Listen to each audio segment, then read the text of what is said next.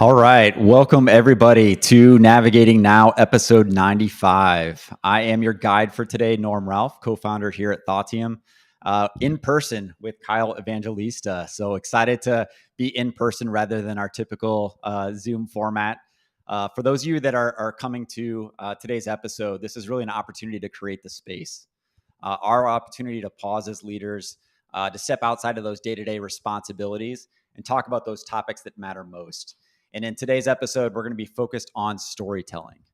This is just such a powerful way for us to connect as humans, for us to influence as business leaders, and ultimately for us to build community. So again, just really excited to have Kyle here at the table. And Kyle, welcome. Thanks, Norm. I really appreciate that.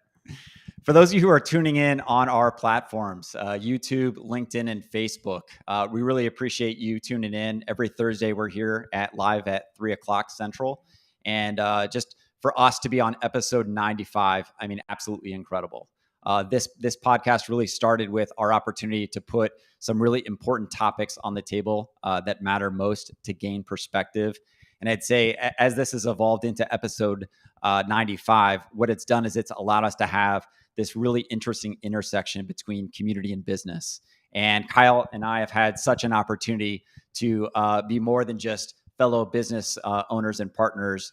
We've built a real friendship in terms of our own journey. And so we're going to get a chance to hear Kyle's story and also his perspective through Guerrero as they do an incredible job of sharing voice on their platform. So Kyle, I'll have you maybe just introduce yourself, a little bit about Guerrero, and maybe even just a nugget in terms of how you think about storytelling. Hey, everybody, and thanks, Norm, for having me. Episode 95, I was trying to tell Norm that I wanted episode 100, that Centurion mark, but he didn't let me have it. I'm the president of Guerrero Media. We've been around for 16 years, and our vision as an organization is to open doors to make great careers and to build awesome, diverse companies. And so we partner with executives across any industry and any function, any company size, to help tell the story not only of where they've come from in the past that they've traveled, but the major initiatives and the projects that they're working on from diverse perspectives. And so it's awesome to be here today, and hopefully I can share some golden nuggets for everybody to take away when it comes to community building, storytelling, and the struggles that I think all leaders face. And it's funny as I even thought about just this episode and, Kyle's just really unique story of, everything from school to where he started his career to just even his own journey. There's so much richness in diversity of experience, diversity of perspective. And, to me, there was certainly a common thread, but rather than it being linear and saying, well, Kyle had, studied this in university, that quickly translated into his first job and he just moved up, literally up the ladder. Rather, there was a lot of opportunity to be able to be in different professions and even have different experiences. So I'd love for you to share just a little bit about your unique journey, starting with school. I think, again, you had a really unique opportunity to start to show some entrepreneurial spirit right away in terms of how you designed your own path. Yeah. I think I went to school at Loris College in Dubuque, Iowa, a small school. And so small communities, as you're going to see about my story throughout my life, is kind of, that's what's important to me, is small communities. And it's been reflected throughout my decisions in my life. And Norm is actually somebody who actually pointed that out to me once. But I used to be, in my heyday, in my younger days, I was a secondary education teacher. I wanted to teach because, and I was saying this at an event the other day that Norm and his team hosted called Create the Space in Pilsen. But I was telling one of the guests there that I wanted to be a teacher because I wanted to own my own classroom. Ever since I was a kid, I had a feeling that I wanted to own my own thing and do my own thing. And I think it came from watching my dad. My dad was a teacher, but my dad was also a coach, football, baseball. And I was the ball boy at football games, and I was always at his baseball games. And I felt like he had a lot of ownership of what he did as the head coach, as the teacher. And so I just knew I always wanted to own something, and I felt like I could own the classroom. And I left quickly after I graduated college, and I moved abroad. And I was fortunate enough to teach in a bunch of different environments, Africa, Mexico.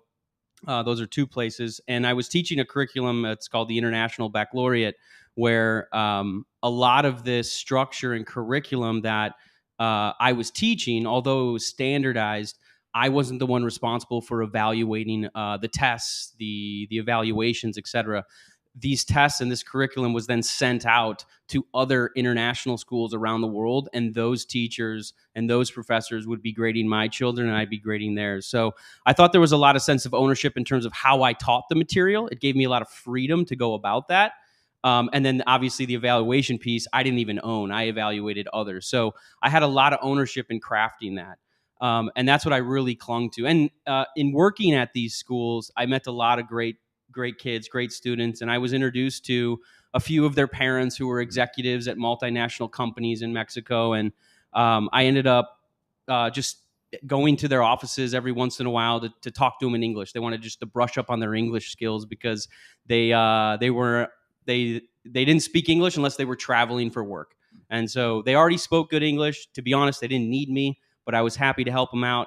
And after a couple months of building these relationships, I always went to their office, and all of their offices overlooked very large factories.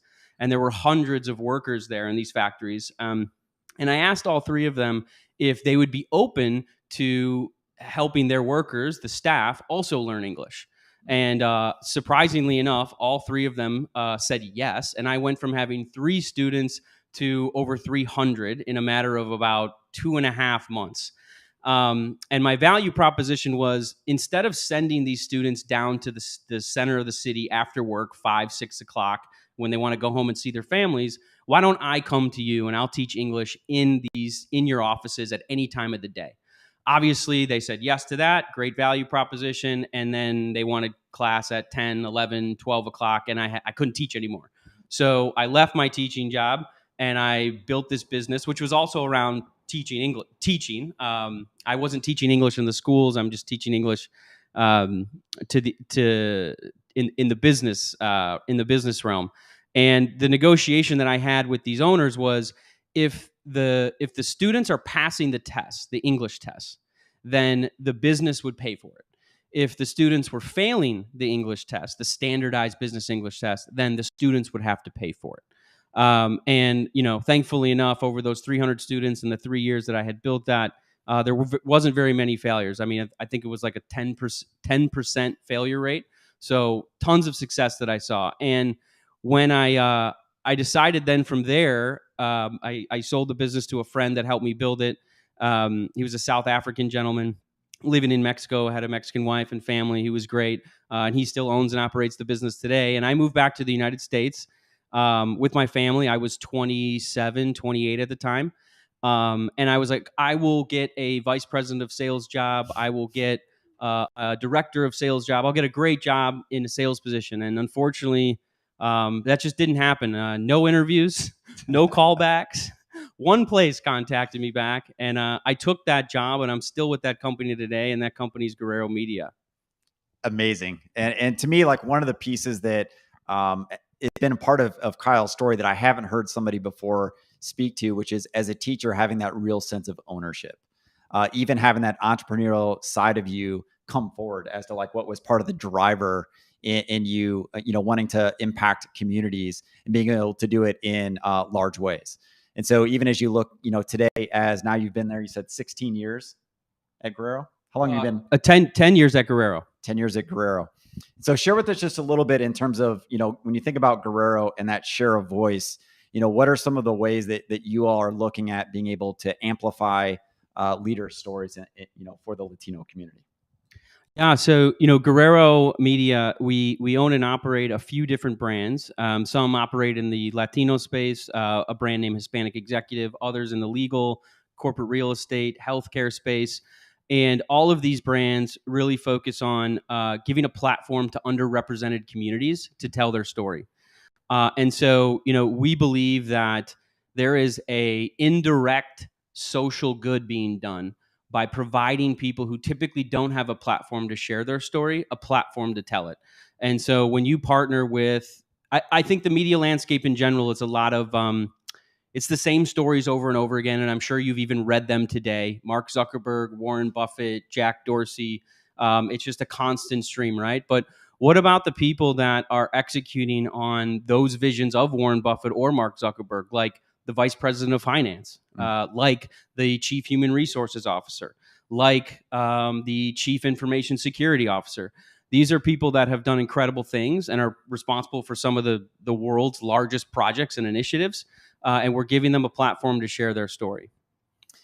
One of the things we did this week is we had a group of HR leaders that we were bringing through a development opportunity, and we were talking about the power of storytelling. And I would say, even for myself, in we'll call it the first 15 to 20 years of my career, I did not identify as a storyteller. I didn't see that as a skill in my toolkit. I often looked at, well, that's something for the sales team. That's somebody who is in the creative space. And when you think about storytelling, it's so much more than maybe traditionally how you might have framed it. It's an opportunity for you to have a platform, to be able to create clarity, to create connection, and ultimately for you to build community or partnership going forward. And it's funny how even just, again, that word storytelling, 5 years ago, I don't know that we would have been talking about it as much in the business sense. And as I look at both in the business arena, but also in this intersection between business and community, the opportunity to have the share of voice, the opportunity to use storytelling as that platform is so powerful. So curious for you on maybe a couple of the unique ways that you've seen really high impact or maybe even unexpected impact where you've had leaders share their story and it started out as, with one intent and maybe with one purpose, but all of a sudden it becomes this profound, upswell. Yeah, I think in all honesty, a lot of the executives that we work with haven't even began to think about how they would tell their story or what story they even have. They don't even believe they have a story. But once we're able to draw that out and help them understand that they do have unique experiences that are real and lived, that's where the real magic happens. And I think this is a famous quote. It's not mine, and I'm going to butcher it. And I also can't recite whose it is. But, it's like, there is so much impact to be had that you can make by a smile, a caring ear, to listen to an authentic and a genuine compliment that can literally turn somebody's life around. And I think that providing people with a platform to share their story is that just magnified.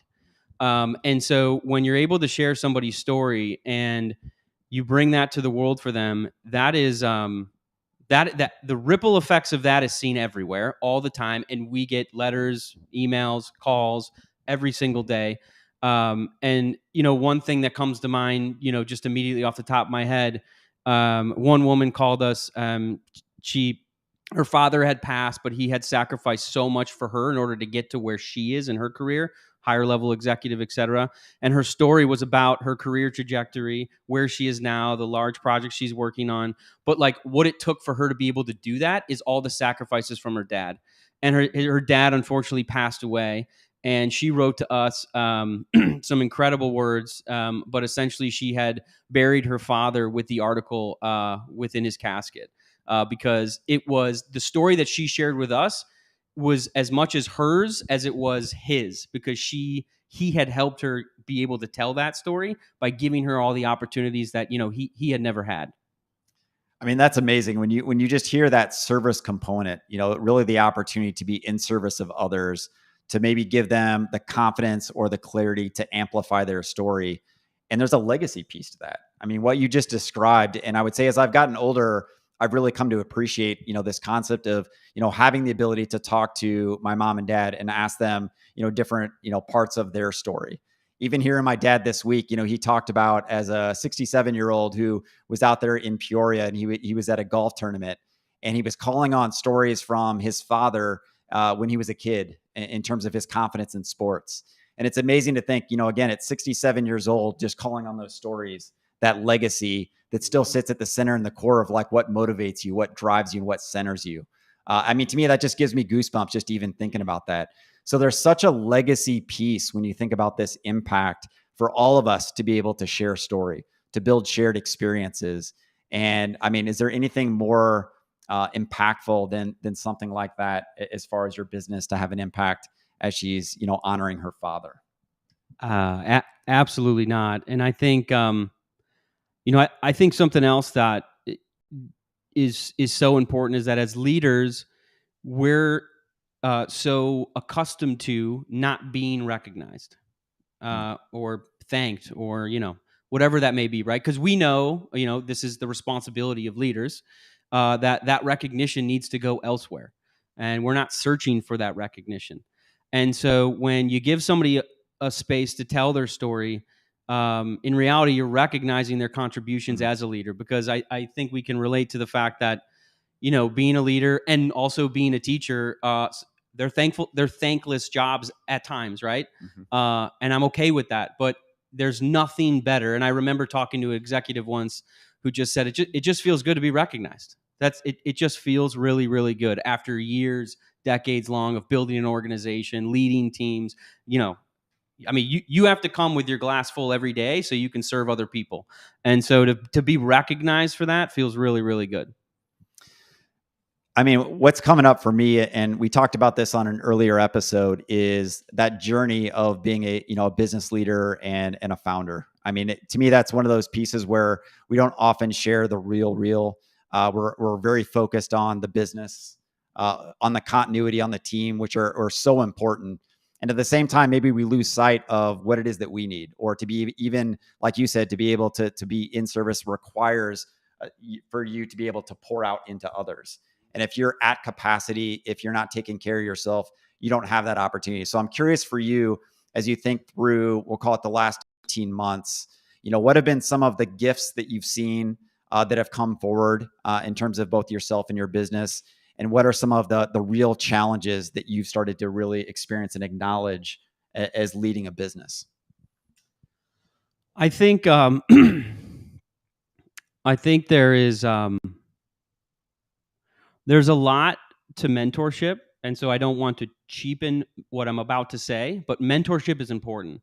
But I think in the environment that we're living in now, it is way more important to actually go out and sponsor people. So I would say approach people with the mindset of I can mentor you, but like how can we actually sponsor people? Forget mentoring, sponsor them. And so what does that mean, right? That means like actually giving them work that might be above their learning curve or where they need to get to. That means talking about them in rooms in which their name is never really brought into.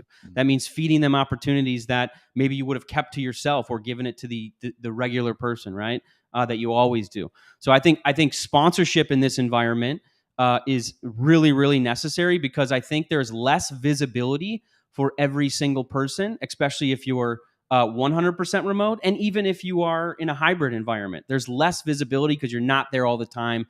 And not everybody can see you all day long. So I think in this environment, sponsorship goes farther, has longer legs than mentorship does. And I think in order to do that, just like with mentorship, I think there's more risk involved on the leader's plate. Mentorship, there's risk, right? It's your time, right? It's your energy. But sponsorship is actually, you're putting your reputation and self forward and putting their name in front of others, etc. So you have to be willing to take calculated risks on how this is going to work. But you got to start sponsoring people, because I think that, and this sounds counterintuitive, right? But the more power you have, you can double, triple down on that power by giving it away. So give as much power as you have away, and you will be returned with that power tenfold. So it's completely counterintuitive, but if you can find ways to give away your power, you're actually gaining it. And it's something that we didn't use that word sponsorship, but I really like that word sponsorship. As part of that Create the Space dinner we had a few weeks ago, we had an opportunity to bring together a diverse set of leaders across different industries and roles to talk about equity and community. And so, having an opportunity to talk about what does equity look like in the business setting, and equity being different than equality. And so we've got a real opportunity and a responsibility as business leaders to step into that space and to ask ourselves, to your point, how do we give real opportunity to others that, again, may not have the natural path, or we look and we say, here's a real opportunity to look at each individual and say, what is it that individual needs? And how can I step back from maybe a traditional sense of being out in front, being known as the producer, the one that's driving, and say, I've got an opportunity to lead from behind. I've got an opportunity to allow somebody to step forward in a unique way provide a unique perspective, or even acknowledge them in ways that we haven't traditionally. So to me, that was such a rich and dynamic conversation that has already started to shape the way that I'm looking at our team, our opportunity, our ability to be in sponsorship of others. So I'd just be curious for you, coming off of that dinner, and we were talking about that equity and equality. What are some of the thoughts that you had in that space? I think the dinner that we were a part of and the story that was highlighted, just quick background, right? An inventor who was an African American gas mask stoplight who never got the credit for it, right? The story was told in a very different way. And it resonated with me so much because I was a history major in college, and I studied what I think was at the time very forward thinking. It's called postmodernism. And postmodernism talks all about, in a nutshell, it's like if in Little Red Riding Hood, if the wolf is always telling the story, or I'm sorry, if Little Red Riding Hood's always telling the story, then the wolf is always going to be the bad guy. But if the wolf actually got the chance to tell that story, what would he say, right? I had 4 kids, and 2 of them got eaten by a bear, and the other 2 are starving right now, and I'm out here trying to provide for my family. And now all of a sudden, our perspectives change, right? And so in postmodernism history, it's like, well, who are the people that are telling the stories of the people of Mozambique, right? This is they were colonized by the Portuguese, and all the history on Mozambique is written by the Portuguese versus the people of Mozambique. And so I think about how impactful that dinner was in terms of this story has been told before, but by very different people. And so hearing from it from a different perspective it's enlightening. Yeah, and Philip and Cabral did such a great job in this short film, The Inventor, in this 12 to 15 minutes, just telling this story and shedding light on our opportunity to, again, really have important conversations that matter for us as business leaders to understand potentially the stories that are told or even the patterns that have been developed. We've got an opportunity to look at it differently. And in some ways, I would argue we've got the responsibility to do that. Let's maybe shift just a little bit in terms of just your maybe storytelling technique, or how you describe your ability to step into stories. So Kyle, curious for you, whether it's professionally, through the company, or even for yourself individually, how do you define good storytelling? What does that look like for you? Oh, that's a deep one, Norm. I think they call this I think it's called the victory condition. Don't quote me on that. But it's all about helping people people need a reason to care. They need a reason to believe. And you should probably have in mind when you're telling your story, like, what do you actually want people to feel? We're all part of those moments at these events when you have an incredible speaker, whether it's Tony Robbins or Marcus Lemonis, where you get inspired for that day and they literally get everything out of you, and you leave that place thinking like you're going to climb Mount Everest. And I think that part of the story, right, at least in text form, is part of that, right? How are we going to communicate to people a reason that they should care, a reason that they should believe? What is it that we want them to learn and think about? And what is it, leaving that meeting, we want them to do and feel?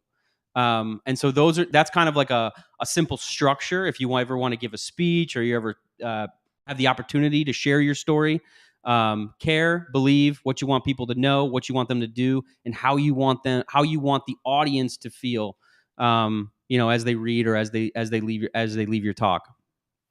And let me ask you this: when you start to look out, we'll call it 12 to 18 months, and you even take Guerrero, for example, how are you seeing, storytelling and even just your own business evolving with your ability to be that amplifier, to be that platform? Yeah, that's like spot on. There is, my new anthems are piano solos. So this gentleman, his name is Ludovico Einaudi. He's Italian. The song is called Experience. He has a bunch of others. I recommend listening to them all, and I don't know if even this is the right term, a piano symphony, where you have the piano, and then you bring in the percussion, and then you bring in the violin, and there's these incredible buildups, right? And I think about the different lines of business that we're building, the different departments that we have. And in this environment, it is so incredibly important to work harmoniously together, even though it might be even more difficult than ever, being hybrid or completely remote. And so as I listen to these solos and these symphonies come together, I think about the business in that way of like, how can I get us working so harmoniously like this? And what does that actually look like? And so that comes down to meeting every single week with the entire organization to talk about, this is what's on the agenda this week. This is what we're up to. And we're not massive, right? Almost 80 people, but it's important. And once you get to a certain size, I would imagine, 150, 200, 300 people, I don't know if you're ever going to have that opportunity again in your business to have those types of weekly meetings every single Monday morning at 9:30 with everybody there, right? I don't know if that type of activity scales at that size of a company. So there's little things to keep everybody informed and on pace. And we're not the best at it, and neither am I. This is just learning in progress. But I always relate it to this gentleman, the pianist that I mentioned. And I highly recommend, if you have a great pair of Bose or Apple headphones, you put it on full blast, close your eyes, and enjoy. I love that. For me, music does play a significant role in my ability to focus. I'm certainly going to check that out. So, for those of you who are listening, grab your headphones. Definitely something to listen to. Expressions. When we post this video, it's going to be the background music. Fantastic. So what I'd like to do, Kyle, is maybe round us out with a little bit of a set of questions. We call these the flash questions. Okay. It's going to be a round robin. It's going to be the hot seat. All right. So top of mind, Kyle has not had time to prepare for this. They're not too difficult, but Let's dive into it. First, what are you reading, watching, and listening to? Oh, I have not watched a single thing other than a White Sox game here or there. I've been very deep into work lately. Very meaningful, awesome work. So I'm happy about that. What am I listening to? I just said it. Ludovico Einaudi, the pianist, Italian. And what am I reading? I have actually, because our organization produces so much content, anywhere between 300 to 500 pieces of content over the course of 2-3 months. I've actually been so keen on trying to read as many pieces of content and stories that I can. So I'm trying to keep myself to about 3 to 5 a week across all of our different brands. And it's really impactful, and it's changing the way I'm thinking about like the business in and of itself, just by reading from the executives that we're talking to, right? I talk to them all the time, but actually reading what we produce, I got out of that habit for some reason, and it's been so powerful to get back into it. Cool. If you had the opportunity to travel to one spot tomorrow, where are you going? Oh, I'm going to Mexico City. That's where my family's from. My mother-in-law is staying with us right now. She's from Mexico City. I'd go back there in a heartbeat. I'll probably be there this winter too. Come see me. Great.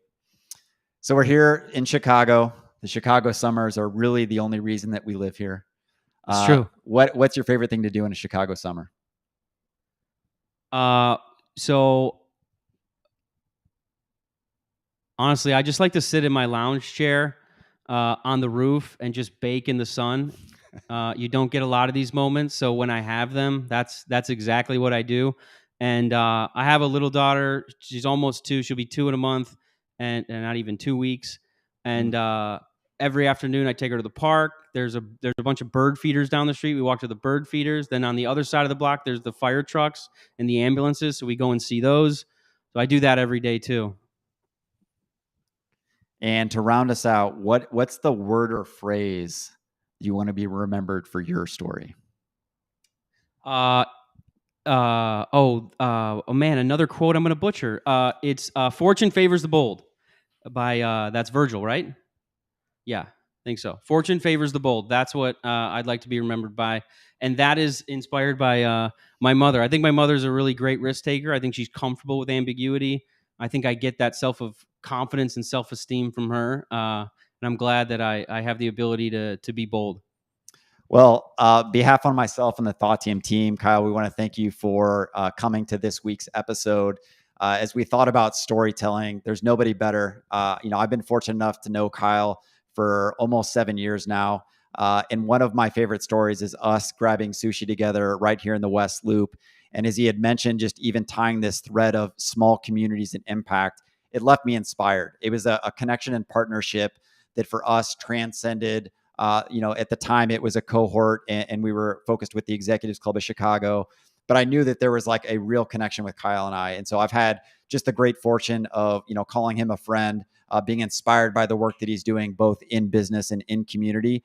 And to me, the story that he's telling about taking risks, about us building a platform for others to step into, and even this concept of having like service or legacy with, again, our opportunity as leaders to elevate others, to tell their stories in so many unique ways. And I would say, we've got such an opportunity, particularly in this next season, which I see as a season of abundance and a season of service. So again, thank you, Kyle. You're very welcome. Thank you, everybody. So we will be here live next week, 3:00 Central, as we are every week. And thanks, everybody, for joining.